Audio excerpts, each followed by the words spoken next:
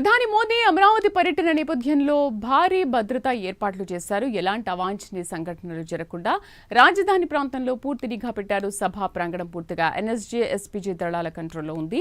ప్రధాని హెలికాప్టర్ దిగే ప్రాంతం నుంచి సభ వరకు ప్రాంతం కేంద్ర బలగాల ఆధీనంలో తీసుకున్నాయి.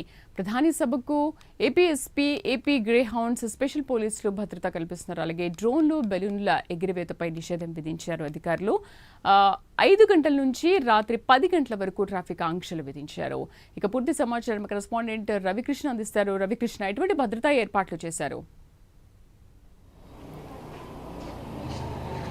అంటే శ్రీదేవి, ఏదైతే రేపు ప్రధాని రాజధాని ప్రాంతంలో అమరావతిని నిర్మాణానికి పునఃప్రారంభించినటువంటి దృశ్యం మాత్రం పూర్తి స్థాయిలో కూడా భద్రతను ఏర్పాటు చేశారు.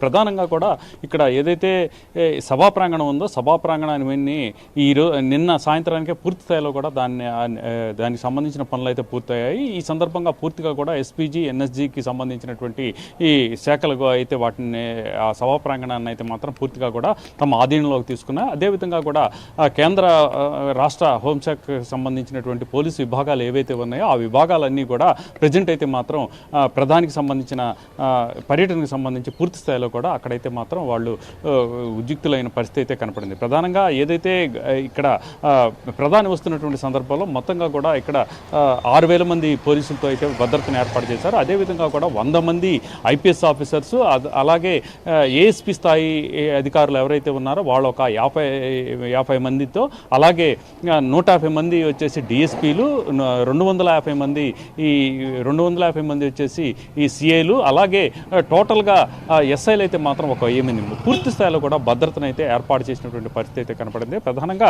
ఆయన వచ్చేటువంటి ఈ రేపు సాయంత్రం వచ్చేటువంటి క్రమంలో మాత్రం పూర్తిగా ఈ రోజు నుండి పూర్తిగా కూడా భద్రతా దళాలు అయితే దానికి సంబంధించి ఎన్ఎస్జీ అలాగే కూడా తమ ఆధీనంలోకి తీసుకున్నారు. పూర్తిగా ఏదైతే ఈ సభా ప్రాంగణం ఉందో సభా ప్రాంగణంలో ఉన్న సభ అయితే మాత్రం పూర్తిగా కూడా ఈ ఎన్ఎస్జీ, ఎస్బీజీ కమాండో ఆధ్వర్యంలో అయితే ప్రజెంట్ ఉన్నది. వచ్చినటువంటి సందర్భంలో ప్రధాని వచ్చిన సందర్భంలో ఆయనకైతే మాత్రం 3 అంచెల భద్రతా వ్యవస్థను ఏర్పాటు చేశారు. మొట్టమొదటి వరుసలో మాత్రం ఎస్బీజీ ఉండటం, అదేవిధంగా కూడా రెండో వరుసలో అయితే మాత్రం ఈ బాంబ్ స్క్వాడ్కి సంబంధించినటువంటి ఈ ప్రత్యేక బృందాలు, అలాగే అక్కడ ఉన్నటువంటి మెటల్ డిక్టేటర్కి సంబంధించి మెటల్ డిక్టేటర్ సంబంధించినటువంటి ఈ ఏవైతే బలగాలు, అలాగే ఇక ఎస్పీజీకి సంబంధించిన వాళ్ళతో పాటుగా కూడా ఇక దీనికి సంబంధించి ఈ ఏపీకి సంబంధించినటువంటి ఏదైతే గ్రే హౌండ్స్, ఆక్టోపస్, అలాగే అక్కడ ఉన్నటువంటి స్పెషల్ పోలీసులు ఎవరైతే ఉన్నారో వాళ్ళందరూ కూడా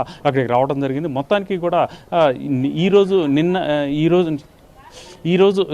దరిదాపు ఈరోజు మధ్యాహ్నం నుంచి రేపు రాత్రి 10 గంటల వరకు కూడా ఇక్కడ ఏదైతే వెలగపూడి, అదేవిధంగా తాడికొండకు సంబంధించినటువంటి ప్రాంతాల్లో పూర్తిగా కూడా షాపులను అయితే క్లోజ్ చేయించారు. అదేవిధంగా కూడా పూర్తి స్థాయిలో కూడా భద్రతా ఏర్పాట్లు అయితే అక్కడ అడుగడుగున కూడా భద్రతని పెంచారు. ప్రతి క్షణం కూడా అక్కడైతే తనిఖీలు చేస్తూ ఉన్నారు. కొత్త వాళ్ళు కనిపించినట్లయితే మాత్రం వాళ్ళని ప్రశ్నిస్తున్నటువంటి పరిస్థితి కనపడింది. అదేవిధంగా కూడా అక్కడికైతే మాత్రం డ్రోన్లు కానీ, ఆ ప్రాంతంలో డ్రోన్లు కానీ, అదేవిధంగా కూడా అక్కడ ఎటువంటి ఈ బెలూన్లు కానీ ఎగరవేయకూడదని ఆంక్షలు అయితే విధించారు.